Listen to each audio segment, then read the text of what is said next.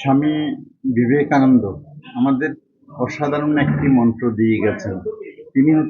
তিনি বলেছেন, জন্ম হইতে তুমি মায়ের জন্য বলি প্রদত্ত। এই যে মায়ের জন্য বলি প্রদত্ত, এটা কোন মা? মাতৃশক্তি না দেশমাতৃকা? দুটি দেশমাতৃকার জন্যই মূলত বলা। তা সত্ত্বেও আমি বলবো, আজকে এই জন্মদিনে এই মুহূর্তে আমার যে কথাটি মনে পড়ছে, স্বামীজি বলে গেছেন, it may be that I shall find it good to get outside of this body, to cast it off like a disused garment, but I shall not cease to work till the world shall know that it is one with God. এমন হতে পারে যে আমি এই শরীরটাকে জীর্ণ বস্ত্রের মতন ফেলে চলে যাব, কিন্তু যতক্ষণ পর্যন্ত মানুষ বুঝতে না পারছে সে ঈশ্বরের সঙ্গে এক, ততদিন পর্যন্ত আমি কাজ থেকে বিরত হব না। এই কাজ সাধারণ মানুষের জন্য কাজ, এই কাজ দেশ জননীর উন্নতির জন্য কাজ, এই কাজ সভ্যতার উন্নতির জন্য কাজ।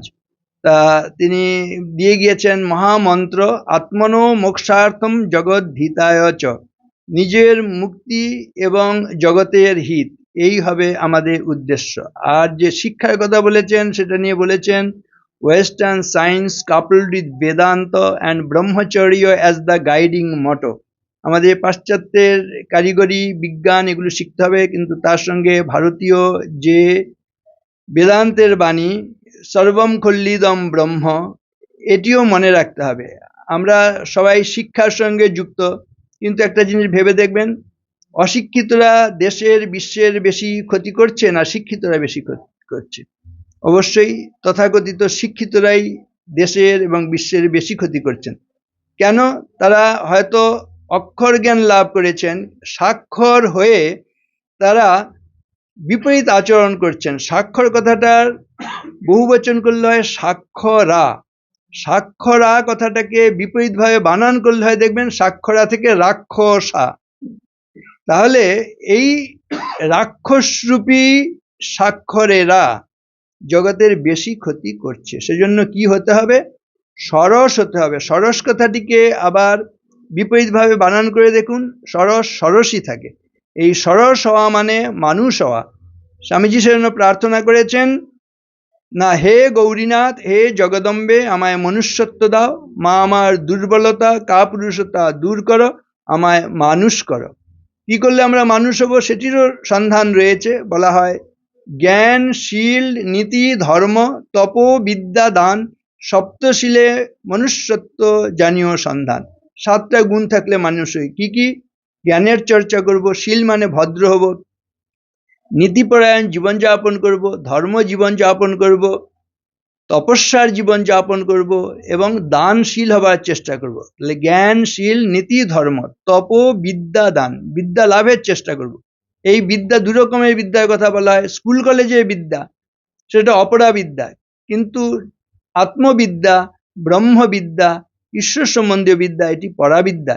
এই পরাবিদ্যাও যদি আমাদের লাভের চেষ্টা না থাকে, তাহলে এই জাগতিক শিক্ষার মধ্য দিয়ে জাগতিক অভ্যুদয় হবে ঠিকই, কিন্তু তার সঙ্গে আমরা ধ্বংসের বীজও রোপণ করব। পাশ্চাত্য সভ্যতা সম্বন্ধে স্বামীজি বলেছেন, একটা আগ্নেয়গিরির উপর বসে রয়েছে, যে কোনো সময় একটি অগ্নিস্ফুলিঙ্গ এসে সেই আগ্নেয়গিরির উপর পড়লে এমন সেখানে বিস্ফোরণ ঘটবে যে সভ্যতা ধ্বংস হয়ে যাবে।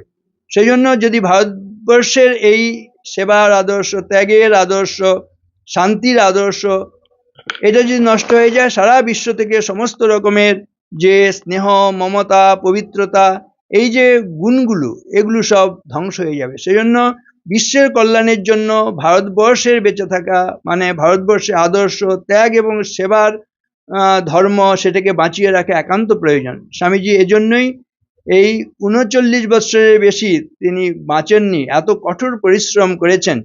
না চেয়েছিলেন তাহলে the twin ideal of India, renunciation and service, ত্যাগ এবং সেবার ভাব নিয়ে আমরা নিজেদের জীবন গঠন করব, নিজেরা আনন্দ লাভ করব, অন্য সকলের আনন্দের কারণ হব।